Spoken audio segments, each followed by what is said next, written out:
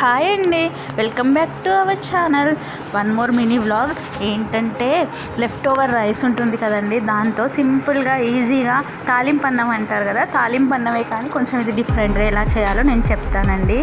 ఏం లేదండి, ఒక 2 ఉల్లిపాయలు ఉంటాయి కదా, చిన్నగా కట్ చేసుకొని, ఒక చిన్న ఆలు ఉంటుంది కదండి, ఆలు కూడా చిన్న ఆలు అండి, ఒక హాఫ్ అయినా సరిపోద్ది, అది కట్ చేసుకొని, పచ్చిమిరపకాయలు ఒక 4-5 కట్ చేసుకొని, ఈ ఆనియన్స్, ఆలు, ఇంకా ఈ పచ్చిమిర్చి, జీలకర్ర, ఆవాలు అన్నీ వేసి కొంచెం కొత్తిమీర వేసి తాలింపు పెట్టుకోవాలండి. తాలింపు పెట్టుకున్న తర్వాత లెఫ్ట్ ఓవర్ రైస్ ఏదైతే మిగిలిపోయిందో అది వేసేసుకొని, తర్వాత కొంచెం పప్పుల పొడి అంటారు కదా, పుట్నాల పొడి అంటారు, ఐడియా ఉందండి, ఆ పుట్నాల పొడి వేసుకొని కొంచెం ఒక హాఫ్ చెక్క లెమన్ అలా మనం పిండుకోవాలండి. పిండుకొని మంచి కలుపుకున్న తర్వాత కొంచెం పసుపు వేసుకొని, సాల్ట్ మన టేస్ట్ తగినంత సాల్ట్ వేసుకోవాలండి. ఇంకా కారం కూడా అవసరం లేదు, ఎందుకంటే మనం 3-4 పచ్చిమిర్చి వేసుకున్నాం కదా, మన ఇష్టం అండి, అలా కూడా వేసుకోవచ్చు, కానీ మేము పచ్చిమిర్చి వేసామండి.